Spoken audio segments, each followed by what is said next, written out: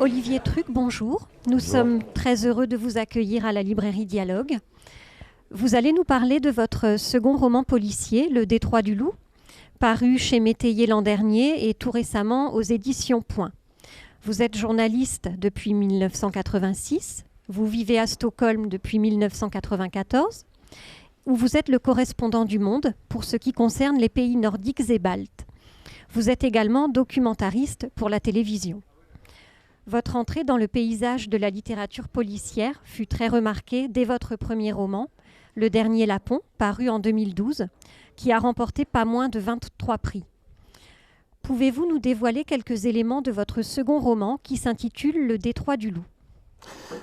Le Détroit du Loup, donc c'est une suite du Dernier Lapon. Donc on va retrouver les personnages des enquêteurs de la patrouille P9 de la police des Rennes, que sont Clémette et Nina.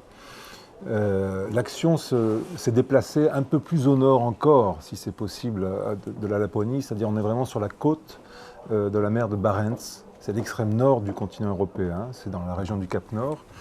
Et le livre démarre lorsqu'un éleveur de rennes, des éleveurs de rennes, vont faire traverser à leur troupeau un bras de mer entre la terre ferme et une île. Et sur cette île, en fait, les rennes vont aller, ça constitue des pâturages d'été pour ces rennes.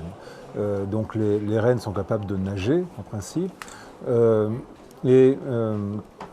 Au cours de cette traversée, il y a un incident et au moment de la traversée des rennes, et cet éleveur perd la vie, se noie. C'est un accident comme il peut en arriver. La police des Rennes intervient pour venir constater les faits. Il y a évidemment c'est un grand drame dans la région, parce que quand un jeune éleveur disparaît, c'est toujours un grand drame, puisque il y a beaucoup de problèmes qui se posent à cette population. Et assez vite, en fait, la police va quand même enquêter pour savoir s'il peut y avoir des causes diverses à cet accident. Et un nouvel accident va intervenir assez rapidement. Là, je ne vais pas rentrer trop dans le détail, mais disons qu'il va y avoir une succession d'événements qui vont faire naître une tension importante dans la région. Et il faut, pour terminer le dessin de cette toile de fond, l'île en question n'est pas une île tout à fait innocente, dans le sens où sur cette petite île qui s'appelle l'île de la Baleine, il y a une ville qui s'appelle Hammerfest, qui est une ville qui a ce site particulier qu'elle accueille tout ce qui est centre logistique pour les activités pétrolières et gazières des compagnies norvégiennes et internationales en mer de Barents. Donc cette île, en fait, est disputée d'un côté entre les pétroliers et les compagnies pétrolières gazières qui ont besoin de terrain pour étendre leurs activités qui se déroulent offshore, et d'un autre côté, les éleveurs de rennes qui ont besoin de terre pour leur pâturage d'été. Donc c'est la toile de foie, le conflit, en fait, entre les industriels d'un côté, les éleveurs de rennes de l'autre, pour cette petite île, sert de toile de fond, et là-dessus va venir se greffer, en fait, des histoires qui sont à cheval entre ces deux univers. Au fil de la lecture de vos romans, nous allons faire plus ample connaissance avec Clémette Nango et Nina Nansen, tous deux membres d'une police très particulière que vous avez mentionnée tout à l'heure, la police des Rennes. Pouvez-vous nous parler de ces personnages ? Alors d'abord une précision, la police des Rennes existe vraiment, il m'arrive qu'on me pose cette question, donc elle existe vraiment, cette police des Rennes, elle existe dans la réalité en Laponie norvégienne. Moi, pour mes livres, j'ai pris la liberté d'étendre les prérogatives de cette police des Rennes à la Laponie suédoise et à la Laponie finlandaise, parce que j'avais envie d'avoir en fait des enquêteurs qui puissent se balader, enquêter sur toute la Laponie et pas seulement sur la Laponie norvégienne. Les personnages de Clémette et Nina reposent en partie sur un couple de policiers que j'ai croisé dans la réalité. Quand j'avais fait mon premier reportage, la première fois que j'ai découvert cette police des Rennes, que je les ai suivis sur le terrain, en tant que journaliste, en tant que reporter, c'était en 2004. Et j'étais tombé j'avais suivi plusieurs équipes de police des Rennes qui patrouillent par deux.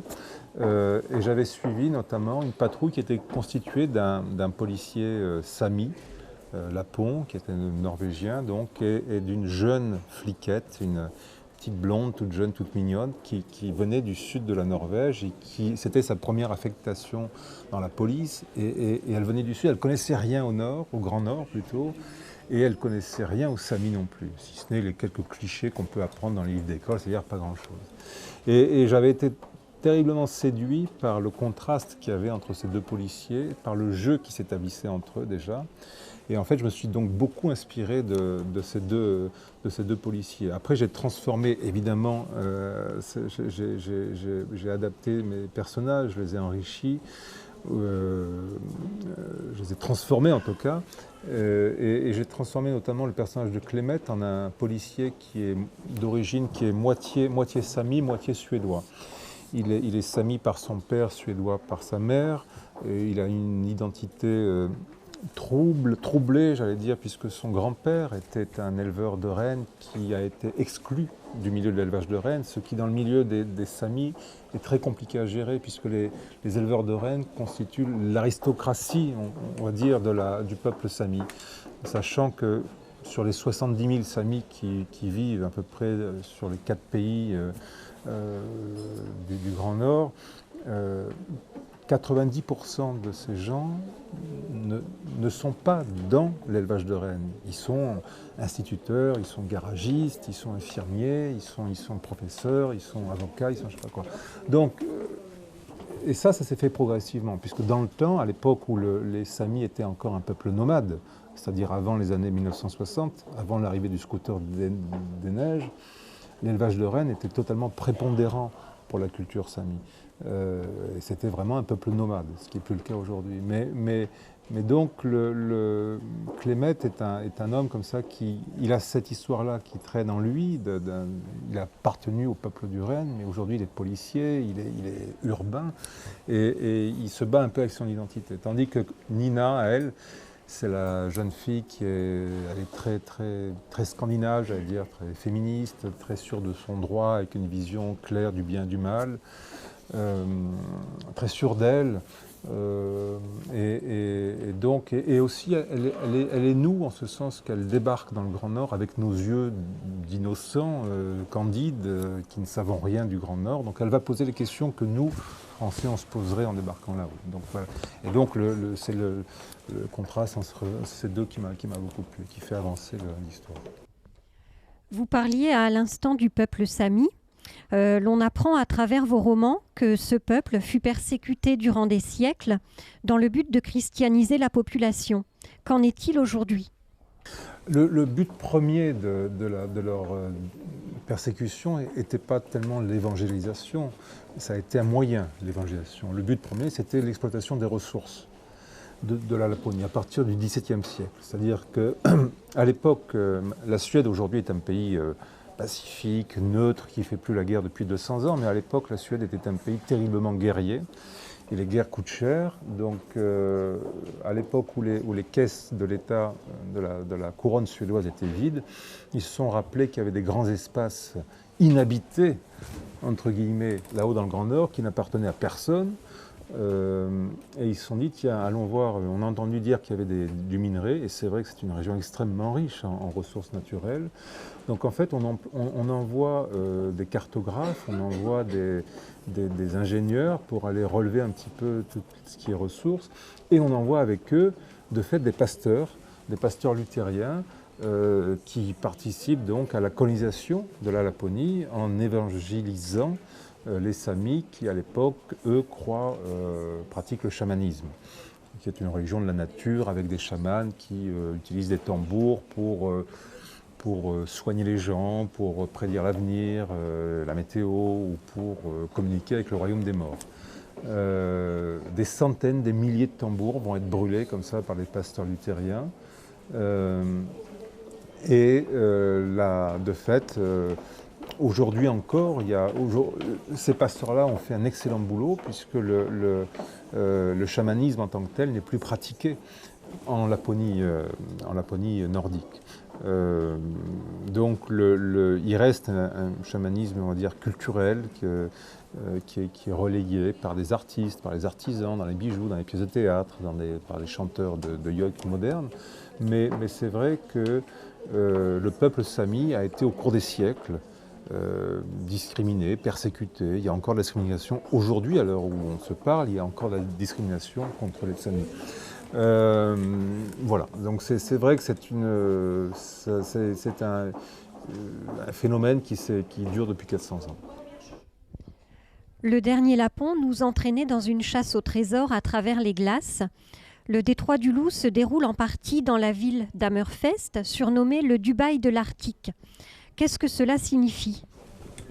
Dubaï de l'Arctique parce que Hammerfest donc, c'est une ville qui fait 10 000 habitants à peu près aujourd'hui, qui est donc vraiment, c'est tout près du Cap Nord. Hein, et donc c'est cette ville qui a été choisie pour y installer tout ce qui est centre logistique en fait, des compagnies pétrolières, gazières, qui vont ensuite partir explorer toute la mer de Barents, c'est-à-dire l'océan Arctique européen.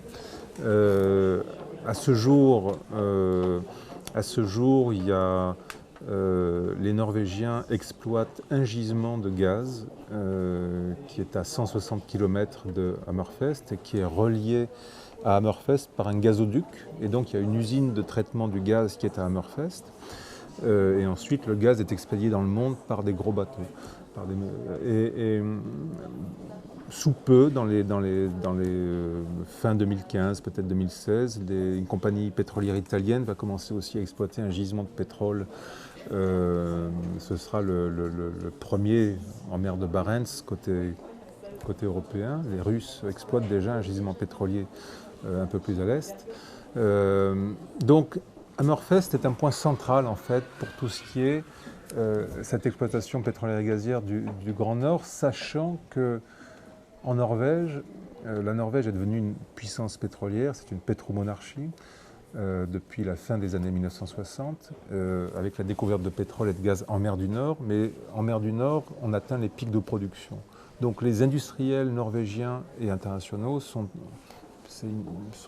dans une chasse perpétuelle à de nouveaux gisements, et l'Arctique est une zone qui, d'après certaines estimations, regorge de ressources pétrolières et gazières.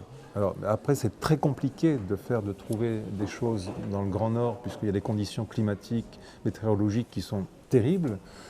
Tout est très cher, tout est très compliqué, mais Hammerfest joue ce rôle-là. Donc c'est une ville où règne un esprit pionnier de découverte, de la quête de l'Eldorado. Donc c'est très particulier comme atmosphère.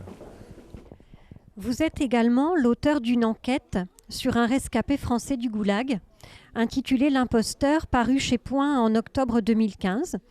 Et vous avez participé à la BD Infiltré, dont l'action se situe au Danemark au sein d'un groupuscule d'extrême droite. Quel exercice d'écriture vous a semblé le plus difficile entre biographie, intrigue policière et documentaire télévisé?